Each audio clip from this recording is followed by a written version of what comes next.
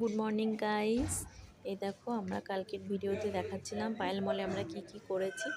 তো নেক্সট এই ভিডিওটায় আমি শেয়ার করলাম যে কি কি খাওয়া দাওয়া হয়েছে সেটা তোমাদের সামনে শেয়ার করছি। আর এই দেখো প্রথমে 9 বাইটসে গেছিলাম ওখানে, তো সেখানে যে মেনুটা ছিল সেটা আমার ঠিক পছন্দ হয়নি। তারপর চেঞ্জ করে অন্য একটা দেশ পরদেশ ক্যাফেতে গেলাম। সেখানে দেখো আমরা এই যে দেশ পরদেশ ক্যাফে, আর তার পাশে একটা স্টোর ছিল, সেটা হচ্ছে তোমার মকটেলের। সেখানে ড্রিঙ্ক নেব। এই দেখো প্রথমে আমরা কেক নিয়ে নিলাম, এখানে এত সুন্দর কেকগুলো ছিল। আর এই যে একটা মৌজি কেক নিয়েছিলাম।